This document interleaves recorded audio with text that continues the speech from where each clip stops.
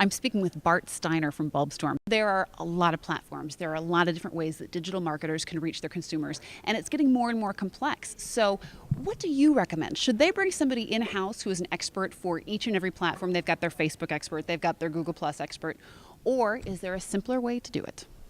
Well, I think you absolutely have to have internal resources. If you don't have internal resources, you're never going to own your own success in engaging with your consumers. So we really highly recommend that companies find some really highly actives in the space. Certainly listen to experts, but my perspective is take every expert with a grain of salt. If they can't prove it with their results and their past efforts, then you shouldn't be listening to them. Yeah. And ultimately, it is the voice of your customer that's going to drive what works in social. So be out there in the medium and listen. And very often you'll see that the trend may peak somewhere. One day it's Pinterest, the next day it's Highlight, the next day everyone's back at Facebook again. So I don't always discount the old school platforms either. Okay, so have the fluent users inside so you can really be making decisions from as a user. But part of the reason I wanted to talk to you is you guys have a very simple answer for some of this. You are able to come up alongside companies and give them kind of a quicker way to get out there, to be engaging with customers on Facebook and across Pinterest and stuff. Tell us a little bit about what you're doing at Bulbstorm. Yeah, that's true. Bulbstorm began really tapping into the power of fans' ideas. Everybody has things they love in brands and want to talk about them. And we built a platform that will let companies initially in Facebook go out and say, hey, what do you think about our brand, or what's your great idea for us, and create really deep engagement and passionate engagement. And then we realized, well, like you just said, the technology and the platforms are always changing. So we've created a really new, exciting technology, one of a kind, where you can create any kind of very custom user experience in social on Facebook, the websites of your brand, on mobile, on Pinterest, on LinkedIn, on Twitter, pick any of those, and integrate those all into kind of a macro experience of a social media engagement with your fans. So you can have a Facebook campaign now where you can leverage the Bulbstorm platform to also have an experience in store where people pull out their phone and take a picture of the shelf, or any of these different yet to even be discovered communities now. We just really have tapped into the mechanics of taking the passion of user-generated content, melding that together with really fun gaming mechanics like having people see what their friends have submitted and collaborating together, and then ultimately bonding with the brand. That's the big game. There's not time in this marketplace with the pace of social to come out and build a new technology every time you want to engage with your fans. So we were very careful to build on a sound and flexible platform that delivers all of our solutions in HTML5, because then we're browser independent. We work everywhere all the time. We're not having to wait for Apple to approve an application, and that really gives us scalability to take what would normally take a brand 3 to 6 months to create as a custom development project, hundreds of thousands of dollars, do that for a tenth the cost, and do it in days, if not less. We've had executions where a brand has taken a great engagement, moved it from Facebook onto mobile in less than a day. That's kind of a game changer. Yeah, it's very much a game changer. So tell me some of the really cool things that companies are doing.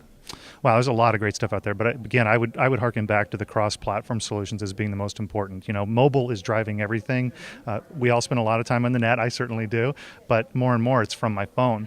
And about half or more of Facebook engagements, particularly, are coming from the mobile device. So I think the smart brands are saying, I've got to find a way to engage with my consumer through mobile, but not necessarily through an app. I need that to be potentially a browser experience that then is also integrated elsewhere. So we're doing some great stuff with different brands, some Unilever brands. We've done some great stuff in the past with NBC and Intel that we could certainly talk some more about. But I don't want to brag about the brands. It's really more about recognizing the platform's not what's important. It's letting your consumer engage with you wherever they want to engage. Well, I think a couple of stories would be appropriate. Tell me just a couple of things, maybe one NBC and one other one. What are just a couple of things that you've done that were pretty noteworthy? Sure. Well, I'll go way back in time to over a year ago in social time. With Intel, their objective was to really tap into the passion of their fans' ideas, and they wanted to know what the phone of the future should be. So we ran a campaign where consumers could share their ideas for the future home phone, as if anybody had a home phone anymore. And people shared thousands and thousands of ideas, interacted, and that voted. And the winner, which was very clever on Intel's part, there was actually more than one winner. One of the things that's important about our platform is we let there be different types of winners, because not everybody wants to put in a video and spend lots of time. Some people just want to vote, interact with content, or comment. All of that's supported and rewarded in our system, so people could earn points and they could buy those little cute, what are those called? The bunny guys that they did in the Intel ads, the guys in the little suits. Yes, they could buy little tchotchkes like that for participating. And somebody won the grand prize for their idea, which was to be a VP of Intel for a day and come and share their idea with the R&D team and stuff. So super cool. That was an example of really the depth of engagement, hundreds and hundreds of thousands of deep interactions with consumers in that campaign. a different type of example with NBC was really about speed and agility. NBC had just acquired the Versus Sports Network and was getting ready for the Tour de France. They called us about 2 weeks in advance of the Tour de France and said, how can we create a really compelling engagement? Oh, that gives you a lot of prep time. Yeah, because they're obviously going to move the Tour de France for us. Not. So we were able to really collaborate with their team and put a really fun spin on it. That there's the Tour de France is not one race; it's like almost a race every day, and there's always this concept of a defining moment. So we created a campaign about what's your defining moment, and let consumers again share the moment in their life that had defined them, whether it was biking or not. But then targeted that highly at bike enthusiasts and drove an incredible campaign, brought it live, and astounded both the agency and NBC with the results in less than 2 weeks. And they said it was the best campaign they'd done in social to that point. So speed does matter, but quality matters, and the ability to have both, have a really fast solution that's also 100% customized, we think we're the only game in town. So how does this tie into Open Graph sharing?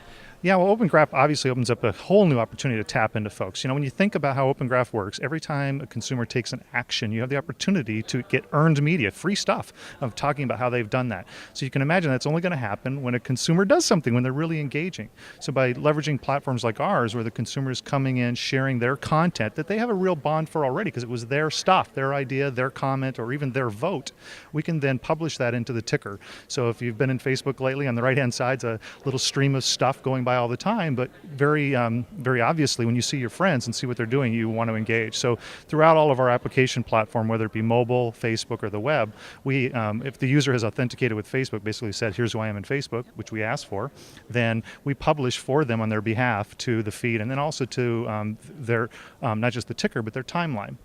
And a super cool thing we have is we like to do engagements with a special feature we have where you can actually include a friend in your submission. So I could say, who's my favorite reporter that I would like to talk to?